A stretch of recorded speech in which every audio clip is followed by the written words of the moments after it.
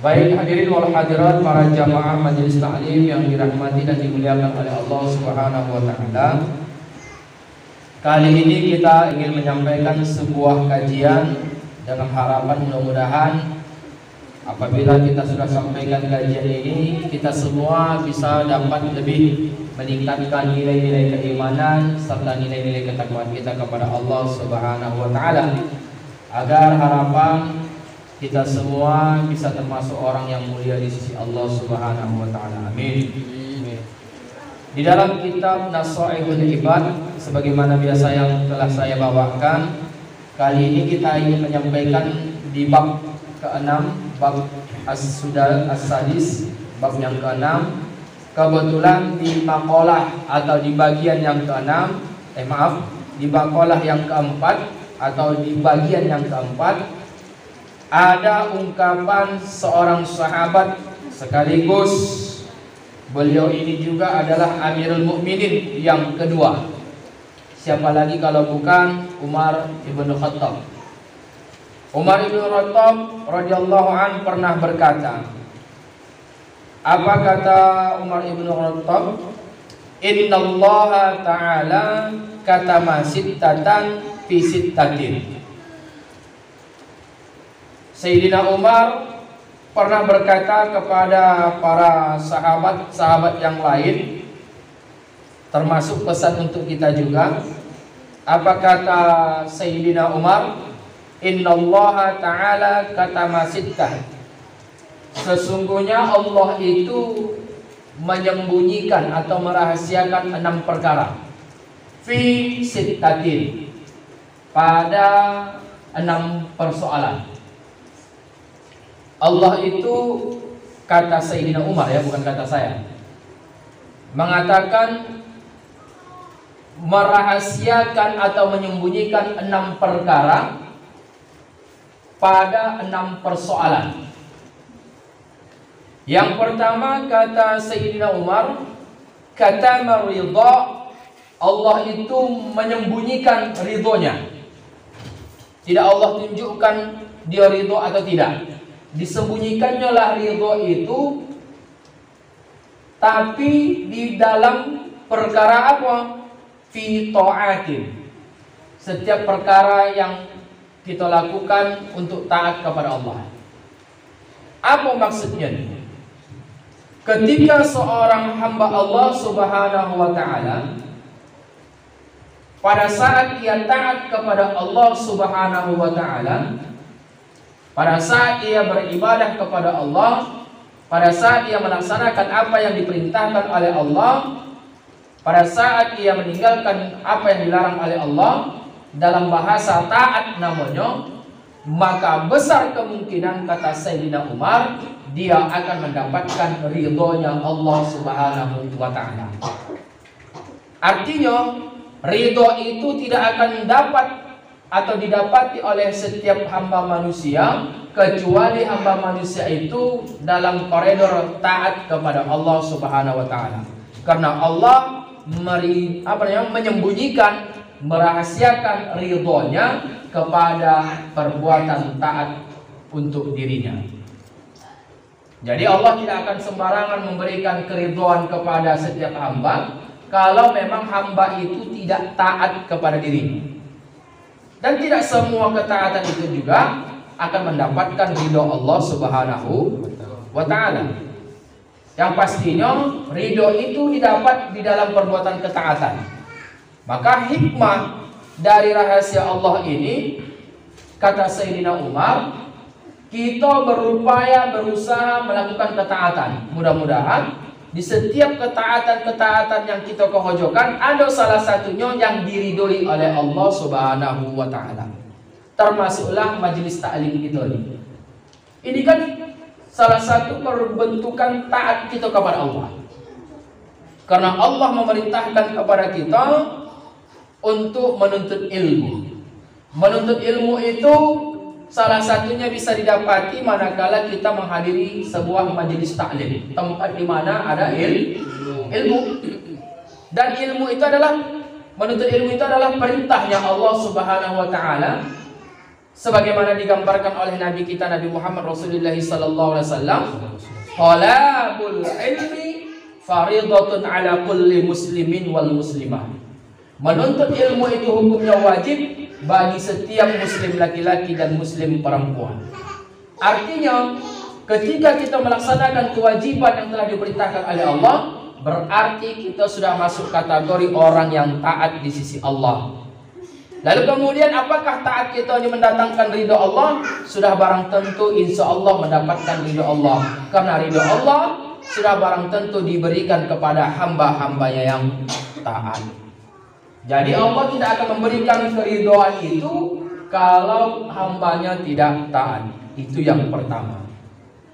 Makanya Allah rahasiakan keridhaan itu, kata Sayyidina Umar, ya, Allah rahasiakan keridhaan itu, kata maridha fi ta'ati. Allah rahasiakan ridhonya itu pada setiap ketaatan yang kita lakukan. Bisa saja majlis taklim kita diridhoi oleh Allah. Bisa saja tadi gerak langkah kita tadi mendatangi majlis ini diridhoi oleh Allah.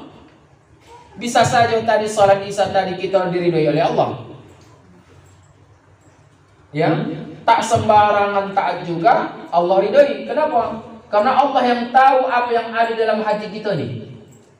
Menurut zahir mata kita, menurut kacamata kita nih termasuk orang yang taat. Tapi di sisi Allah belum tentu kita taat. Kenapa? Ada goncangan niat. Antah-antah kita datang ke sini karena slogan sama katuun, atau slogan kita sama pengawet, ya kan? Karena abang yang dituakan di sini, penasehat, slogan kita datang kita. Berarti niatnya bukan lillahi ta'ala, tapi lil awel. Ustaz itu datang ke sini bukan karena lillahi ta'ala, karena disusui. Milo. Bisa saja berubah niat itu. Makanya belum tentu setiap ketaatan menurut kacamata manusia yang dilakukan itu taat, belum tentu taat di mata Allah. Karena Allah yang tahu apa niat kita disabotarulnya dalam rangka melaksanakan majlis taklim.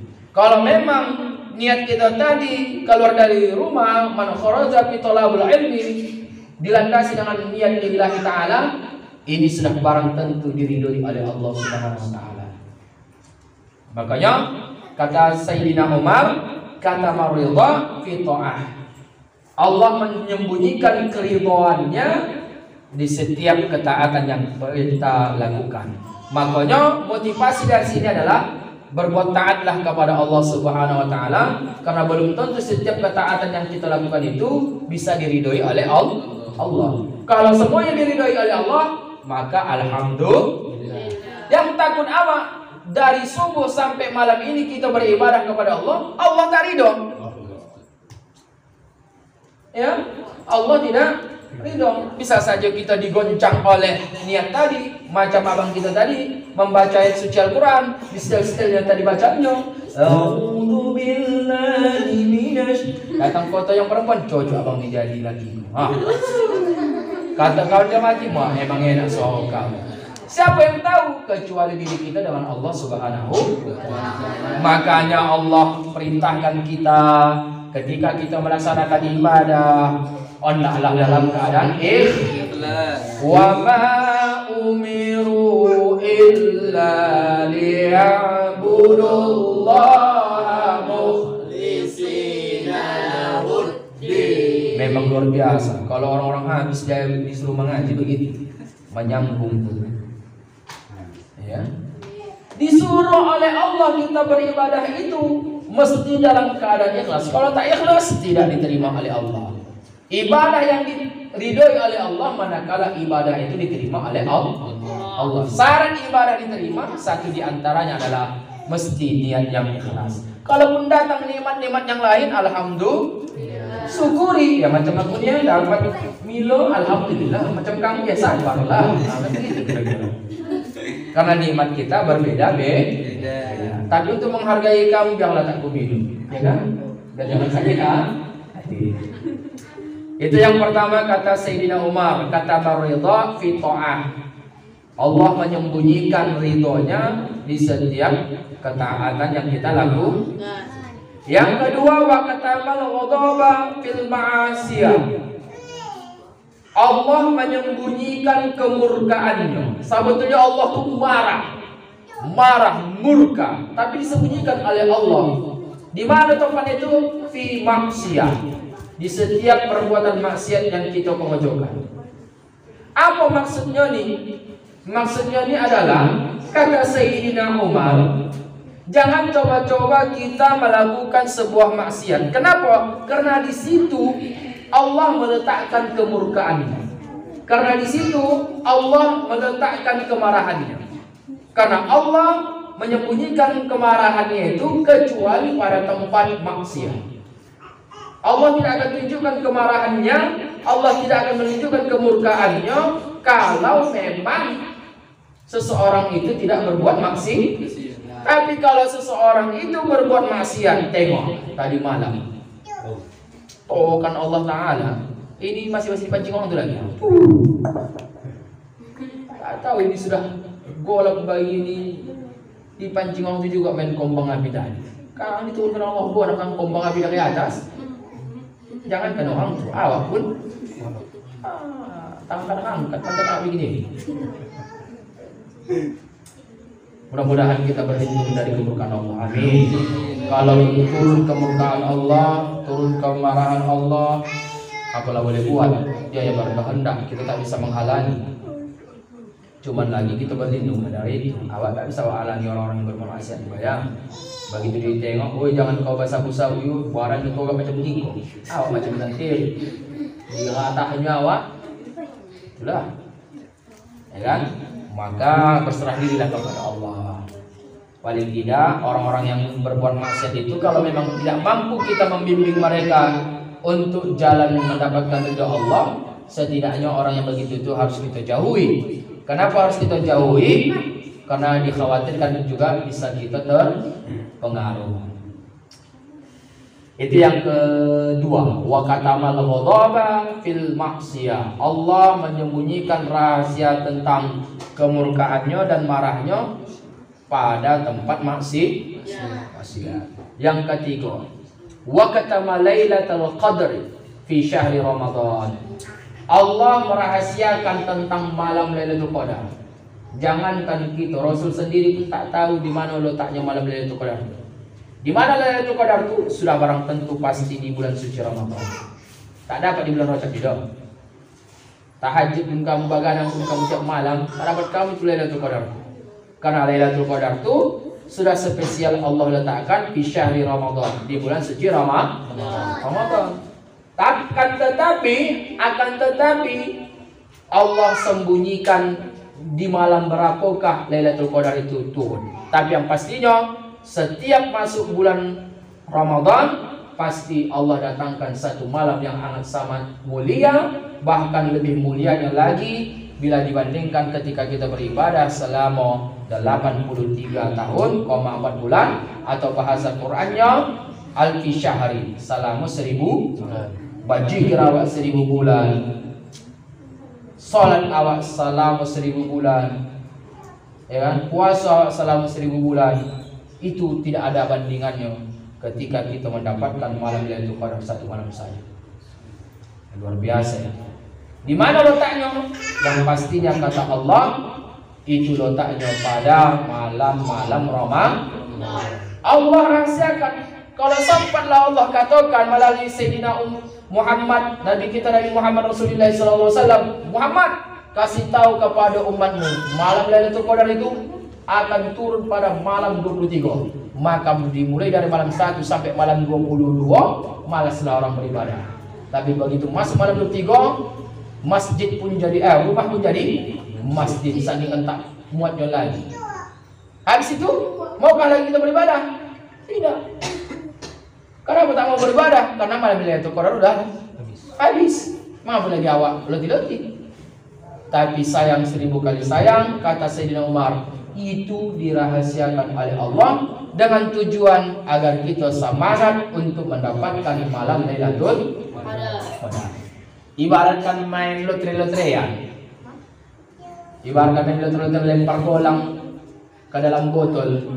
Botol yang mau tidak dimasukkan, golang yang mau tidak dimasukkan ke dalam satu botol. Tapi botolnya sebiji. Kalau lah satu golang yang awak lemparkan, besar kemungkinan 99% tak akan masuk. Tapi kalau semua golang, 1000 golang awak lemparkan, pasti ada salah satu yang masuk. Ibaratkan begitulah mencari Lailatul Qadar ini. Kalau hanya awak spesialkan, aku malam 23 aku nanti beribadah, karena di situ malam Lailatul Qadar, belum tentu. Bisa saja Allah turunkan pada malam 1 Ramadan, awak kecilian. Tapi kalau setiap malam kita beribadah, malam 1 di musola, malam kedua di musola lagi, malam ketiga di musola, malam keempat sampai malam ke-30, bahkan malam takbiran di musola.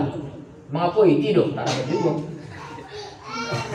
Kalau nanti tidur saja pula tak dapat. Harus beribadah, maka dapat dipastikan dia akan mendapatkan malam Lailatul Qadar. Kalau setiap malam itu dia beribadah. Tapi kalau hanya di wanti-wantinya, aku malam 21 lah Ustaz, aku malam 23 lah Ustaz, aku malam 25 lah Ustaz, aku malam 27 lah Ustaz, aku malam 29 lah Ustaz. Hanya malam-malam itu saja tunjukkan dia beribadah, belum tentu. Bisa saja malam Lailatul Qadar itu turun pada malam yang lain. Bisa saja malam 16, 17, 18, 19, bisa saja malam ke-10. Awak malam ke-10 tak beribadah. Apa ya? Menjual muhjud. La ilaha illallah. Padahal kata Sayyidina Umar, wa katama Lailatul Qadri, Allah akan merahasiakan malam Lailatul Qadar itu kapan turun, tapi yang pastinya dia turun fi syahri Ramadan, pada bulan Ramadan. Itu yang ketiga. Yang keempat, anak-anak kami yang dirahmati dan dimuliakan oleh Allah Subhanahu wa taala.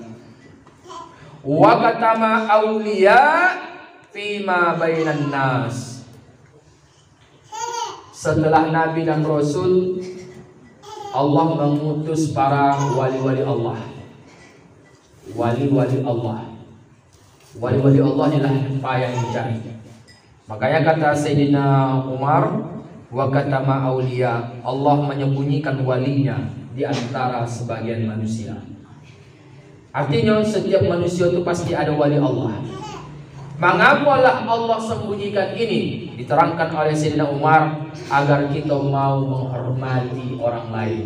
Kenapa? Karena mungkin saja yang awak hormati itu adalah, besar kemungkinan adalah wali. Kadang-kadang datang dia dengan baju compang-camping, minta pertolongan sama awak macam orang gila. Ini kan orang wali-wali ini kan tak tentu ini modelnya ini. Kalau kita ikuti ceramahnya Ustaz Buya Dr. Ar-Raji, tipe-tipe ciri-ciri wali ini tak tentu-tentu mol. Macam ini bentuknya nih. Tak seperti macam Habib-Habib itu kita tengok wali ini loh. Tapi Allah sembunyikan itu. Tujuannya apa? Agar kita mau menghormati dan menghargai sesama manusia. Makanya dulu kalau kita tanya nanti nenek-nenek kita ya, omak kita pun tahu itu. Nenek kita atau kita kalau masih hidup tanya, mengapalah dulu nek ada istilah kalau kita makan terakhir tak boleh kita habiskan nasi itu. Panomat sisokan sondu atau sabumpal. Ikan itu pun atau lauk itu pun tak boleh kita habiskan. Panomat sisokan sabontam sedikit. Apalah maksudnya itu? Pasti nanti jawaban nenek kita mengatakan, entah mana tahu ya, ada tamu datang, tamu yang tak diundang, datang dia ke rumah ini minta makan, adalah makanan yang kita sajikan. Entah mana tahu tamu itu adalah wali Allah. Kalau kita tengok-tengok di televisi itu macam begitu modelnya. Ada orang-orang susah, pura-pura susah, lalu kemudian kita bantu dia, wah minta air minum, jika awak kasih minum dengan ikhlas, lalu dikasih terawangan, ini mudah-mudahan kau ini menjadi orang yang sukses, kau ini bakal menjadi orang sukses. Apa kata siwak tadi? Alhamdulillah, mau kasih wak doanya. Onda apa lagi uang? Udah lawak itu aja. Tidak tahu, kau ambilkan air, begitu dia ambilkan air, tengok kawan gila. Ayam begitu itulah payah dicari. Ya, payah dicari. Itu jelas-jelas waliullah memberikan isyarat kepada kita bahwa ada kehidupan kita yang akan kita hadapi. Nah, jadi Allah sembunyikan itu. Tujuannya apa kata Sayyidina Umar? Agar kita mau menghargai dan menghormati orang lain. Tempatlah kita tidak menghargai dan menghormati orang lain, tiba-tiba itu waliullah, putus kita. Siapa kata Rasulullah yang menyakiti waliullah, utusan Allah, maka dia sama dengan mengajak orangnya Allah Subhanahu wa ta'ala. Maka wali, sebesar-besar wali, sekeramat-keramat wali, kata Rasulullah Muhammad SAW dalam kehidupan kita adalah ayah dan ibunda kita. Makanya bisa saja betul omak dan ayah kita ini menjadi waliullah kita. Kalau menengok PL orang tua, taat dia kepada Allah. Orang omak ayah bajuri dia pula, tak waliullah, itu wali setan. Disuruh nyawa, nak sini kau duduk, aku bolakkan ayah tua. Itu bukan waliullah, itu wali setan. Yang dimaksud oleh Rasulullah Muhammad SAW itu adalah wali kita adalah orang tua. Di mana kalau orang tua itu memang taat kepada Allah Subhanahu wa ta'ala. Itu hati-hati, jangan cuma kita lawan. Kenapa? Karena ucapan mereka adalah doa. Sebagaimana kisah Sampuraga, sebagaimana kisah Maling Kundang, dekat dengan kita menurut sejarah kata mereka orang-orang tua kita dulu. Pulau Simardan itu juga Simardan namanya, anak yang durhaka kepada orang tua. Kenapa bisa takabul cakap orang tua dulu? Karena orang-orang tua itu taat kepada Allah Subhanahu wa ta'ala. Ya patuh sebagaimana yang telah dikisahkan dalam kisah Maling Kundang. Kenapa dia menengok ke atas, menangis, menetes air matanya, tidak ridho dia kepada anaknya, lalu dia mengucapkan, ya Allah, ya Tuhan kami. Itu Maling Kundang di Islam itu. Karena orang Padang itu pada Yaman. Memohon dia kepada Tuhan dengan sakitnya hatiku ini, ya Allah balaslah. Takabul. Mengapa takabul? Karena omaknya Maling Kundang taat. Kalau sekarang coba, berapa banyak omak-omak selama jumpai anaknya menjadi kiamatlah menjadi. Kadang-kadang foto omak-omak orang kita dengar botulah koko, botulah koko. Tak menjadi anak jadi koko. Kenapa? Karena omaknya sendiri pun juga kok. Iya. Omak yang baca mana yang takabul doanya, yang ridho Allah walidai, saktullah wa saktu walidai. Omak dan ayah yang taat kepada Allah. Padang tak taat saja. Nah, makanya kata Sayyidina Umar, wa katama awliya,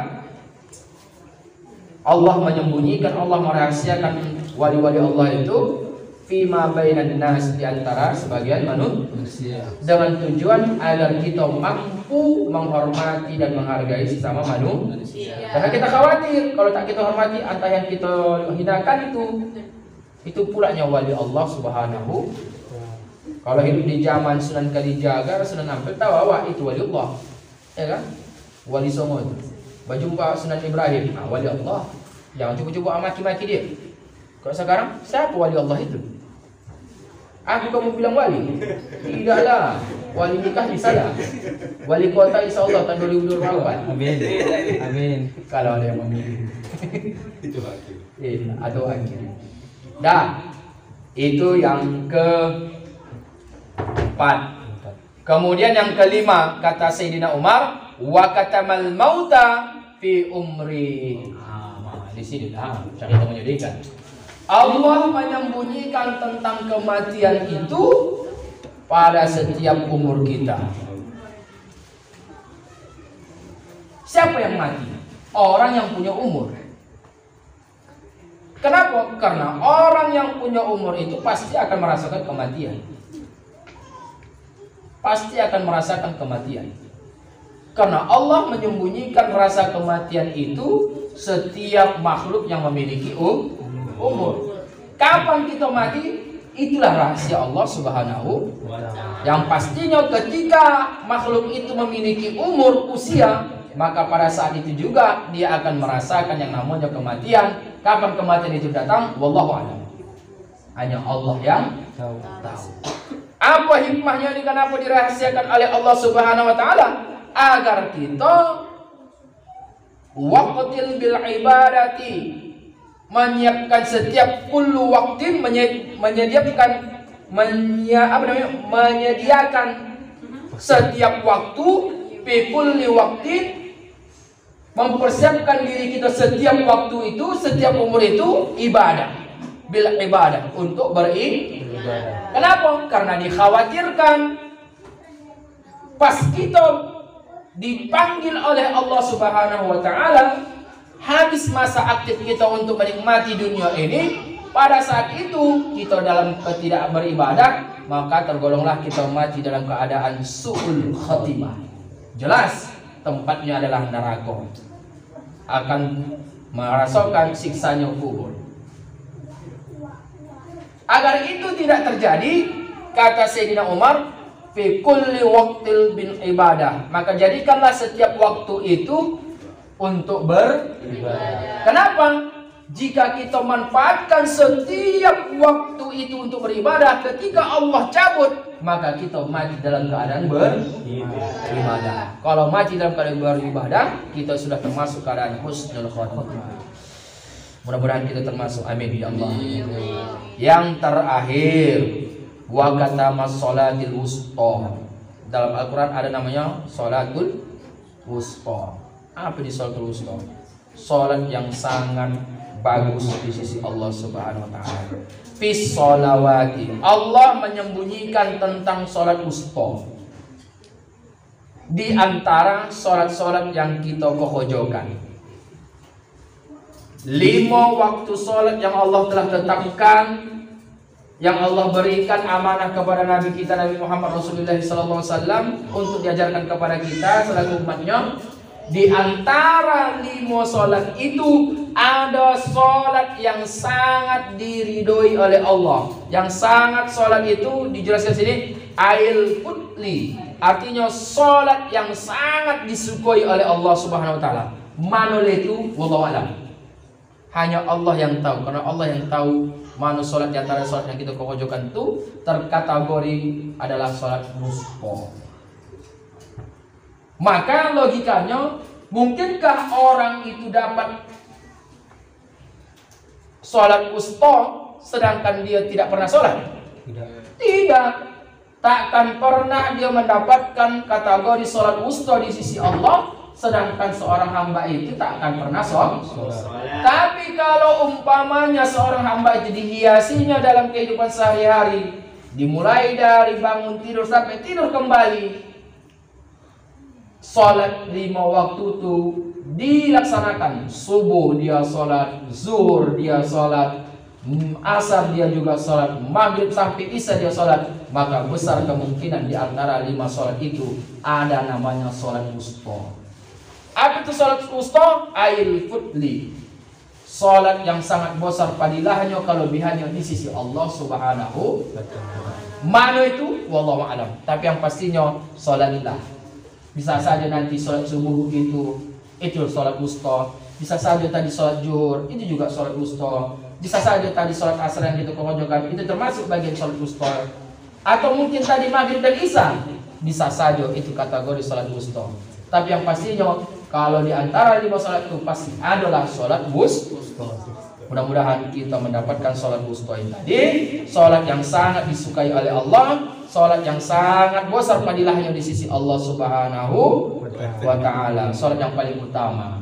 Maka inilah 6 macam rahasia yang dirahasiakan oleh Allah berdasarkan sumber dari sahabat kita, sahabat Rasulullah Muhammad SAW, dan sekaligus Amirul Mukminin, pimpinan khalifah yang kedua, yaitu Umar ibn Khattab. Beliau mengatakan ada 6 rahasia yang dirahasiakan oleh Allah pada setiap 6 perbuatan. Yang pertama tadi, Allah merahasiakan tentang ridhonya manakala dalam perbuatan ketaatan. Yang kedua, Allah merahasiakan tentang kemurkaannya pada setiap kemaksiatan, dan Allah merahasiakan tentang malam Lailatul Qadar itu pada setiap malam-malam Ramadan. Lalu kemudian Allah merahasiakan wali-wali Allah di muka bumi ini, di setiap manusia, agar kita bisa menghormati manusia. Kemudian yang kelima, Allah merahasiakan tentang kematian itu di setiap umur yang kita miliki. Dan terakhir, Allah merahasiakan ada sholat wusta di antara sholat 5 waktu yang kita kerjakan. Mudah-mudahan dengan kajian-kajian yang telah kita sampaikan dapat menambah nilai-nilai ibadah kita di hadapan Allah Subhanahu wa taala, agar Allah ridho dengan kita. Amin. Ya Allah ya Rabbal alamin. Demikian kajian ini yang bisa kita sampaikan. Cukup sudah 30 menit, jangan kalah panjang-panjang. Tengok mata Bang Awel pun sudah agak karena dia boleh dipasangin dah. Aku tak boleh dipasangin, makanya kepanasan saya masuk. Maka kita padukan sajalah pertemuan kita. Sampai di sini dulu. Apa yang benar itu datang dari Allah Subhanahu wa taala. Tapi yang pastinya banyak kesalahan dan kekhilafan itu adalah merupakan kekurangan dan kelemahan saya. Untuk itu mohon kita selamat dimaafkan. Atas perhatian kita semua, saya ucapkan ribuan terima kasih, jazakumullah khair. Semoga setiap perhatian yang telah dituangkan Allah balas dengan kebaikan dan pahala, serta dapat menambah nilai-nilai ibadah kita di hadapan Allah Subhanahu wa taala. Amin ya rabbal alamin. Akhirnya berserah diri kepada Allah Subhanahu wa taala dengan mengucapkan kalimat hamdalah, alhamdulillahirabbil alamin. Kita tutup dan kita sudahi pertemuan ini dengan mengucapkan doa kafaratul majlis. Subhanallah.